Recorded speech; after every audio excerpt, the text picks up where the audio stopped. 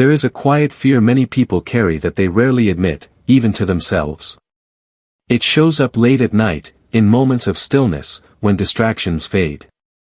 A feeling that life is moving forward for everyone else, while they are somehow lagging behind. Not delayed for a good reason. Not resting. But behind. As if there is a scoreboard they cannot see clearly, yet they are certain they are losing. This feeling is not random. It is not weakness. It is a psychological response to how the human mind interprets time, value, and belonging. And once understood properly, it begins to lose its grip. The brain does not experience life as it actually is. It experiences life through comparison. From early childhood, the mind learns to measure itself against others to assess safety and worth. In ancient environments, falling behind the group could mean abandonment. That same survival wiring still operates today, even though the threats have changed. When someone feels behind in life, the brain reacts as if social survival is at risk. This is why the emotion is so intense. It is not just disappointment. It is shame, urgency, and a constant low-grade anxiety that whispers, "You are running out of time." The brain treats time as a finite resource, and when progress does not match expectations, it creates internal pressure to catch up, even if the direction is unclear. Much of this pressure comes from invisible timelines. Society rarely states them openly, yet they are everywhere. By a certain age, you should have clarity. By another age, stability. Then success. Then meaning. These expectations become internalized so deeply that people believe they are personal goals, when in reality they were inherited narratives. When life does not follow these scripts, the brain assumes error, and the self becomes the target. The problem is that these timelines are not psychologically universal.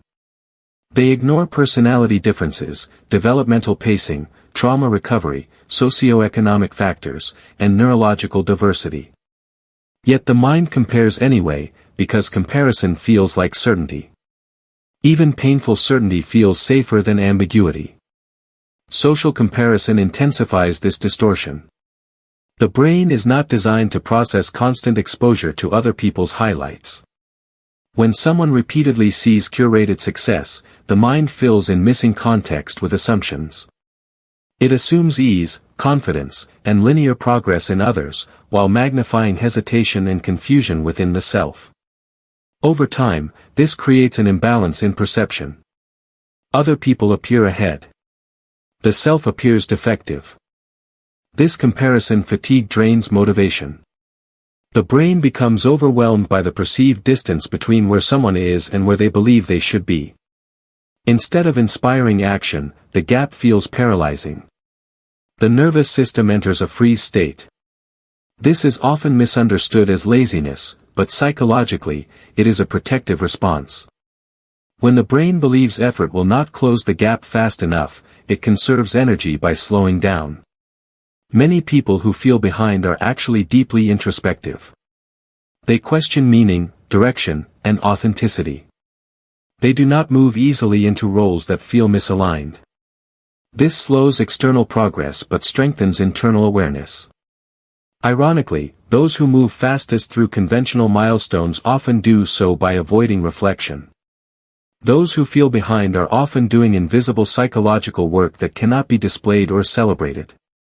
There is also the phenomenon of identity lag. This occurs when a person outgrows their old identity before forming a new one. The old goals no longer motivate them. The old measures of success feel hollow. But the new direction has not yet crystallized. This in-between state feels like stagnation, but it is actually a restructuring phase. The mind is dismantling outdated beliefs to make room for a more authentic self. This phase is uncomfortable because it lacks external validation. There are no clear wins. No applause. Just uncertainty. And the brain, wired to seek certainty, interprets this as falling behind. But psychologically, this is often a sign of maturation, not failure. Another important factor is emotional backlog. Many people spend years suppressing emotions to survive. When life finally slows, those emotions surface. Processing grief, regret, anger, or confusion takes time and energy. From the outside, it looks like nothing is happening. Internally, profound integration is occurring. The mind is reorganizing itself to function more coherently in the future. Feeling behind is also linked to how the brain interprets success. Success is often imagined as visible outcomes, but psychologically, sustainable success depends on internal stability. Emotional regulation, self-trust, and resilience develop slowly. They are not glamorous. But without them, rapid external success often collapses under pressure. The danger arises when feeling behind becomes an identity rather than a state. When someone starts saying, "I am behind," instead of, "I am in a slower phase," the mind narrows possibilities. Identity shapes behavior. A person who believes they are behind tends to rush decisions, settle for misaligned paths, or avoid risk altogether. Both responses reinforce dissatisfaction. The brain also struggles with nonlinear progress. Humans expect cause and effect to be immediate.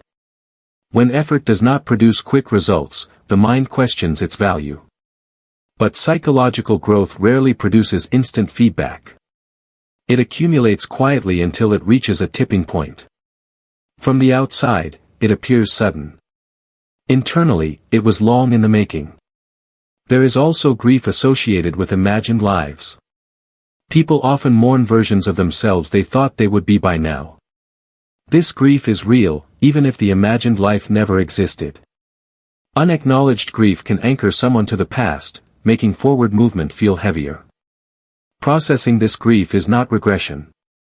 It is emotional completion. Another overlooked aspect is moral pressure. Many people feel behind not because they lack achievement, but because their achievements do not align with what they believe they should want. The brain experiences this as internal conflict. Pursuing goals that feel imposed creates resistance. The mind slows down not because it is incapable, but because it is unconvinced. When someone feels behind, advice often focuses on speed. Work harder. Think positive. Catch up. Psychologically, this increases distress. The nervous system does not respond well to threat-based motivation. It responds to safety and clarity. When the brain feels safe enough to explore, motivation returns naturally. Redefining progress is essential. Instead of measuring life against external timelines, progress can be measured by alignment. Are choices becoming more honest? Is self-understanding increasing? Is emotional reactivity decreasing?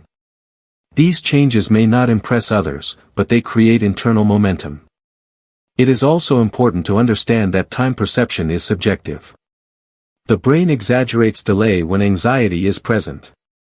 5 years of internal growth can feel like wasted time when compared to someone else's visible success.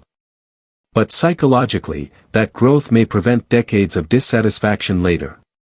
Many people who feel behind eventually discover that their slower path gave them depth. They develop empathy, discernment, and resilience that cannot be rushed. When they do move forward, they do so with intention rather than imitation. Their progress may start later, but it often lasts longer. The mind needs permission to be where it is. Without that permission, every step feels wrong. With it, even uncertainty becomes tolerable. Acceptance does not mean giving up. It means reducing internal resistance so energy can be redirected toward meaningful action. Feeling behind is not a verdict. It is a signal. A signal that something internal needs attention before external acceleration makes sense. Ignoring that signal leads to burnout. Listening to it leads to integration. Life is not a race, but the brain believes it is until shown otherwise. And once the mind understands that its pace is not a flaw, but a function of depth, the pressure begins to ease. If you feel behind, it does not mean you failed. It means your mind is navigating complexity. It means you are not moving blindly. And while that may feel slow, it is often the foundation for a life that feels coherent rather than impressive. Sometimes, the people who arrive later are the ones who know why they are there.